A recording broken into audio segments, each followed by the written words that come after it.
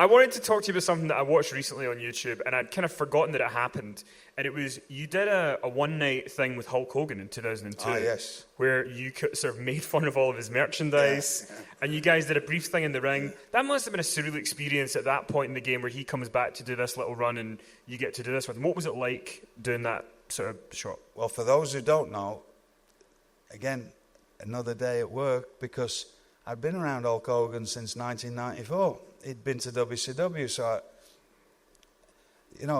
after you've met somebody and you've been on a few shows with them, it's just another fella at work, right?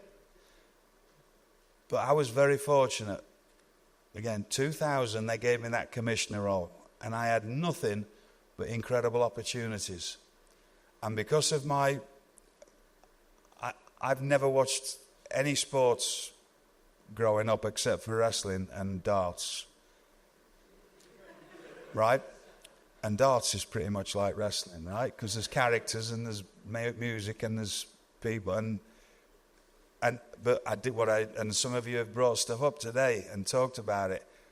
What I used to watch it's different now for you, but when I grew up it was nothing but variety shows on TV and entertainers, and so that was my thing. I'd studied comedy. I'd lived in Blackpool. Every single night that I when it was up until the end of the 80s, there was 3 piers with a huge show on with the top acts of the day on. There was the Opera House, there was the Grand Theatre with the top acts on. And I used to go and watch them whenever I could and watch the shows and study them, because it's not that I always knew, there was something fascinating me about crowd controlling an audience. And because I was in the wrestling, and then I used to watch wrestlers, and as a kid even, I used to go, how do they get people doing that? So something in my head I used to go and study all these people, and I used to watch them if I could see them over and over again. My favourite comic, a fellow called Mick Miller. I saw Mick, and I've used loads of Mick Miller's lines in little bits, and he's always given me permission, right? But I've used loads of one-off, little quips and little lines, but I saw him more than anybody else live. And I saw him, and how to deal with a drunk audience, how to deal with a whatever audience. And then watching TV, studying comedy, so it all came in handy for me for whenever they gave me these roles. Well, the Hulk Hogan thing, there was a guy called Chris Christie, I believe, was the writer when I first went there. And he left not long after, and Brian Gewirtz, who's the Rock's writer, he became very prominent. And Brian just gave me these fantastic things to do. And me and Brian went, he said, right, we're doing this thing. And because I was always the easiest person to deal with and always prided myself on, well, I didn't really pride myself on it until after I stopped wrestling, when I thought, wow, I was far too easy to deal with. Because when you've got to deal with wrestlers and realise how much hard work they can be and diva-ish and whatever else, and I was never like that because of the people that brought me into this, and you don't act like that. Okay, so what do you want? Yeah, thanks. And I've had producers say, Arn Anderson, when he came as a producer to WWE, stopped me more than once and go, hang on. I said, what? He went, why are you so easy to deal with? I said, because it's my job. And he went, yeah. He said, I was the same, but what? I said, because that's what we are. We're pros. That's what we do. And he went, yeah. He said, I know that, but I just needed to tell you that because nobody else is. It's hard work, which is hard work. You know, everybody got a different vision, or their egos kick in, or what. Sometimes, whatever. Everybody's different. I was just, what you want? Yep, no problem. So I think that's why I got a lot of leeway with a lot of things. Well, we turned up that day, with Hulk Hogan. So I've got no nerves of being around Hulk Hogan because I've already met him. I'd known him for 6 years by then. Okay, I'd never wrestled it, but I've been in here's a good Dave Taylor story. So there's one of the worst matches of all time is on the network, and it's 1995 World War III, WCW. Dave Taylor didn't come to America full-time until 1996. He was 41 when he came. He'd basically retired. He'd come home from Germany and walked in his house with his dream house and his wife and his child, he thought, until he got home on 2 days before Christmas after being in Germany and Austria for 6 months, and was going to retire and just fix cars up and pack in, because he'd had 20 years of being all over the world and he'd got enough money to retire. And he walked in the house, unfortunately, 2 days before Christmas, and there was a deck chair, a plate, a knife and a fork. And he had to start again. And he had to sell the house. And I felt at the time they wanted to split me up from Bobby Eaton. And so I used to keep in touch with Dave, and I was like, I thought the world of Bobby Eaton. I didn't want him to be left, like, cast out. They wanted me to go back as a singles wrestler. And I thought, Bobby needs a partner. So I had a bit of say with WCW.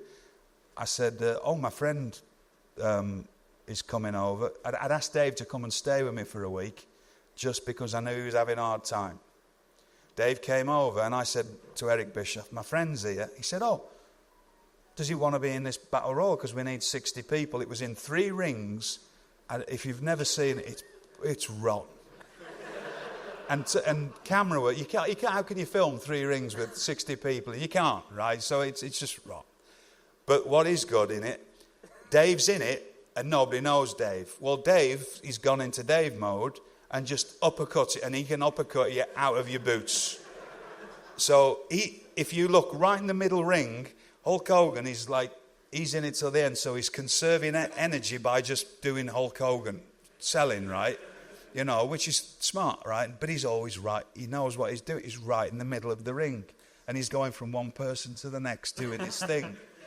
Well, all of a sudden, it's right on camera as well. You can't miss this. He turns, and Dave Taylor is there. And Dave Taylor goes, bang! And Hulk Hogan goes, and just runs away. Because if you've never been in, it rattles your teeth, right? And you can see it. So I'm telling you now, if you want to watch, you can see it right in the middle of the camera, and he just goes. He just goes. So again, all these things with Hulk Hogan. So the mystique's got. I'd never wrestled him singly, but I see my name on with Hulk Hogan. Okay, I'm on with Hulk Hogan, no problem. But then I get took into a room, and there's this table with all this memorabilia, and then there's a TV screen there. And Brian Gavert said, yeah, we're going to show a clip from his cartoon, which I'd only heard about, I'd never seen. So I said, can I just see that? And he played it, and I went, ooh, that's rotten, isn't it? And then I looked at the things, and if you actually, and I'll give this away, because I just sat there, and I just went. And he said, basically, we just got to get this match. And you hear these things about script writers in WWE and whatever else. What happens is, it's a TV show. Let me break this mystique. It's a TV show, and any TV show has to have a format. And a lot of people think they can do this until they have to do it.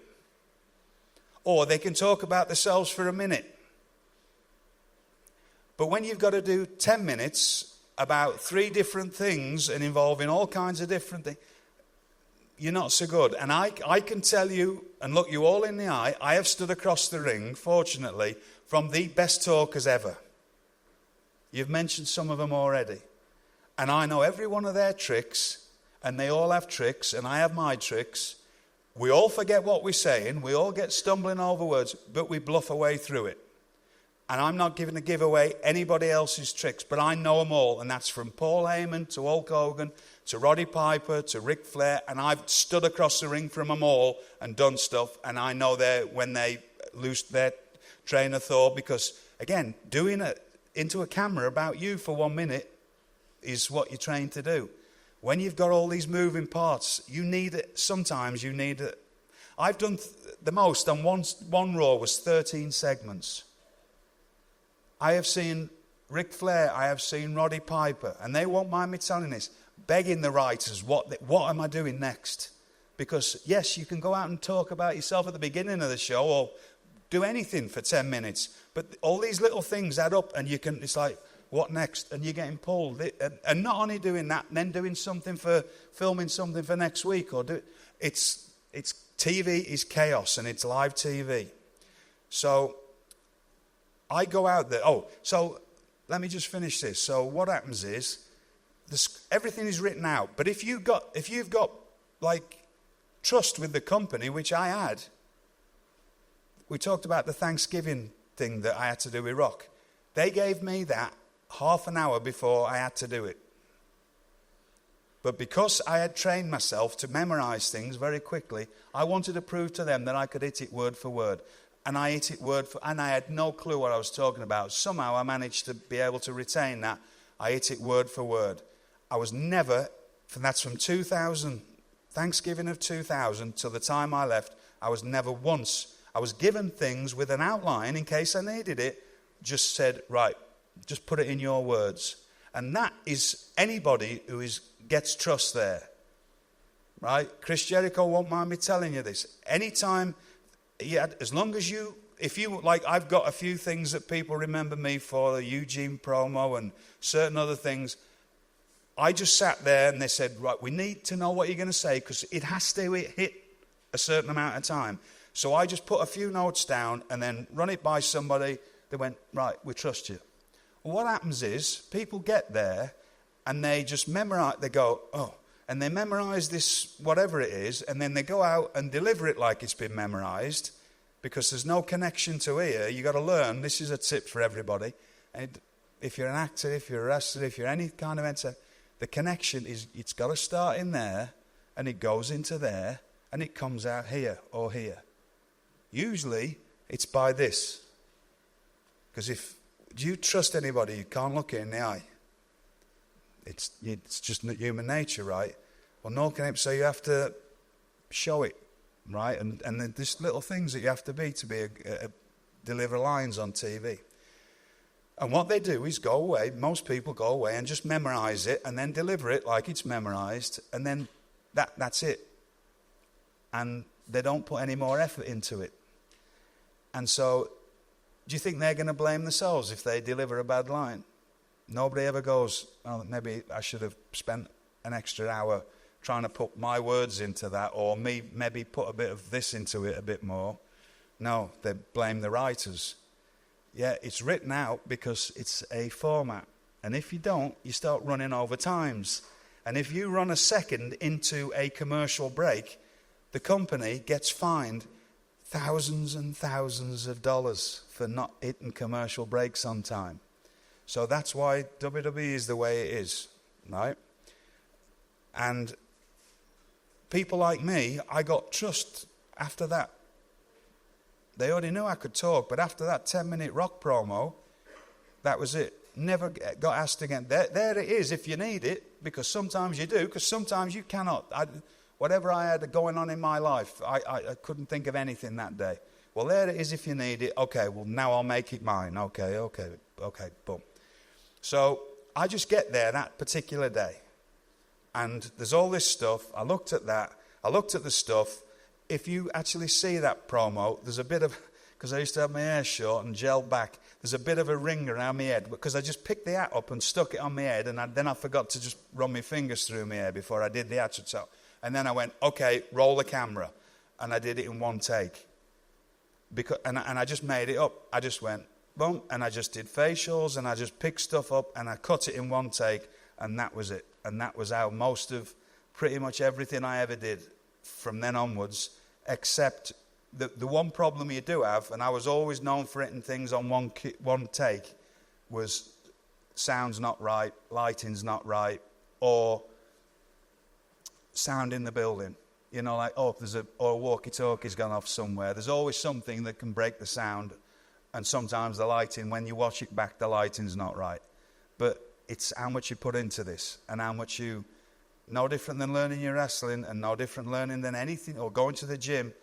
If you want to be somebody who talks on TV, you have to spend an incredible amount of time practicing how to do that. And so it becomes second nature to you. And so that was that promo. I was hoping you're probably hoping you were going to get all kinds of answers for that, but I just no thought about it, nothing, no pre-prepared anything. Got there, Brian Gewirtz said, "This is what we're doing." I just went, "Okay, that's right, all right." And I used to say, "Just try one, and then if we have to do it again, we'll probably hit it on the second time." We did it the first take, and that was it. That was the one that was shown. And I think it was worth it for the World War III Dave Taylor Hulk Hogan story, which Yeah. we're all going to watch tonight when we get home. Right.